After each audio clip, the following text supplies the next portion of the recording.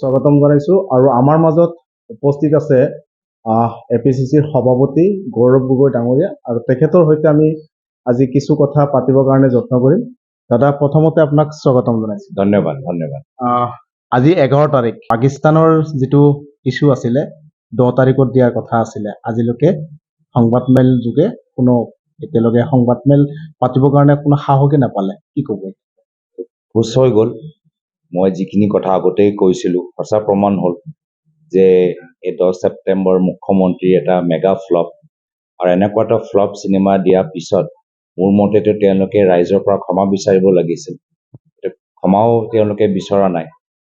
তেওঁলোকে ইমান দিন এনেধৰণৰ যে পইচা খৰচ কৰিলে SIT কথাত কৰিলে, তাতকৈ বেছি ভাল আছিলে যে এই SIT যোগেদি কয়লা চিণ্ডিকেট কৰা। বেছি ভাল হ'লহেঁতেন SIT যোগেদি গৰু চিণ্ডিকেট, কণী চিণ্ডিকেট, ব্ৰইলাৰ চিণ্ডিকেট, পাথৰ চিণ্ডিকেট, এইখিনি ওপৰত যদি SIT তেওঁলোকে আৰম্ভ কৰিলেহেঁতেন বেছি ভাল হ'লহেঁতেন। আজিতো অসম আৰক্ষী আমি দেখিছোঁ যে বাস্তৱ কামখিনি তেওঁলোকে কৰিবলৈ সুবিধাটো পোৱা নাই। তেওঁলোকে এতিয়া যোৱাকালি গোলকগঞ্জত কেনেদৰে আমাক কোচ ৰাজবংশীসকল ল'ৰা ছোৱালীখিনিক মাৰিলে, পিটিলে, আমিতো সকলোৱে দেখিছোঁ। এয়া কাৰ দায়িত্ব? গৃহ বিভাগ কাৰ লগত আছে? মুখ্যমন্ত্ৰীৰ লগত আছে। তো সেইকাৰণে আমাৰ অসমৰ ৰাইজৰ বাবে দুৰ্ভাগ্যজনক কথা যে অসমৰ মুখ্যমন্ত্ৰী গৃহ বিভাগৰ যোগেদি, অসম আৰক্ষীৰ যোগেদি চিণ্ডিকেট কৰা মানুহক ধৰাতকৈ তেওঁলোকে কোচ ৰাজবংশী ল'ৰা ছোৱালীখিনিক পিটিছে আৰু ৰাজনৈতিক বিৰোধীসকলৰ ওপৰত ভুৱা কেছ লগাবলৈ যত্ন কৰিছে। সমাগত BTR নিৰ্বাচন কেনেকুৱা প্ৰভাৱ পৰিব ছাৰ? BTR নিৰ্বাচনত আমি খুব আনন্দিত যে আমাৰ প্ৰাৰ্থীসকলে যথেষ্ট কষ্ট কৰিছে। আজি মানস চেৰফাঙৰ ভিতৰতো আমি এটা যুৱ কংগ্ৰেছৰ প্ৰাৰ্থীগৰাকী দিবলৈ সক্ষম হৈছোঁ।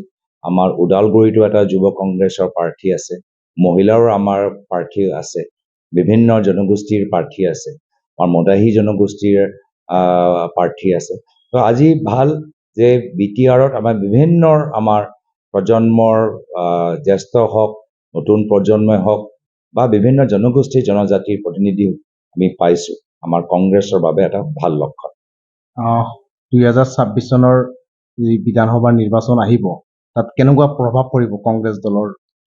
ৰাইজে ইতিমধ্যে সিদ্ধান্ত লৈ লৈছে যে আমি যে অসমৰ ৰাইজে এনেধৰণৰ এটা ফ্লপ CM নিবিচাৰে, যিজনে পাতল কথা কয়, যিজনে মুখ্যমন্ত্ৰীৰ চকীৰ গাম্ভীৰ্যটো বুজি নাপায়, যিজনে অসমৰ শিক্ষা আৰু চিকিৎসা বিভাগ একদম তললৈ ঠেলি দিছে, যিজনে নিজকে এতিয়া কৰৰপতি মুখ্যমন্ত্ৰী তালিকাৰ ভিতৰত নিজৰ নাম সোমাই দিছে, যিজনে পৰিবাৰৰ নামত, ল'ৰা নামত কোম্পানী বাগান খুলিছে।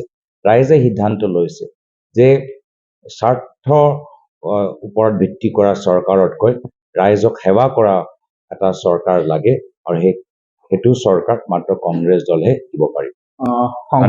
সংসদত এনেকুৱা এটা চৰ্চা আহিছে যে বাঘৰ দৰে চৰ্চা কৰে বা বাঘৰ দৰে কথা পাতে, সেইগৰাকী হৈছে গৌৰৱ গগৈ, কি ক'ব? না, ৰাইজে আমাক আশীৰ্বাদ দিছে। আমাৰ চেষ্টা যে ৰাইজৰ আশীৰ্বাদ বিনিময়ত আমি অসমৰ হৈ আমি সদনৰ ভিতৰতে হওক বা ৰাস্তাতে হওক আমি ৰাইজৰ হৈ আমি মাত মাতি যাম। আজি আমাৰ অসমৰ জনসাধাৰণ ৰাস্তাত ওলাই আহিছে ST ষ্টেটাছৰ দাবীত। আমাৰ মাৰৱান জনগোষ্ঠী, কোচ ৰাজবংশী, মটক, আমিও আজি তেওঁলোকক আমি সমৰ্থন আমাৰ ফালৰ পৰা জ্ঞাপন কৰিছোঁ। যিকোনো খবৰৰ বাবে যোগাযোগ কৰক 7099017330 লগতে 7099017110 নম্বৰত।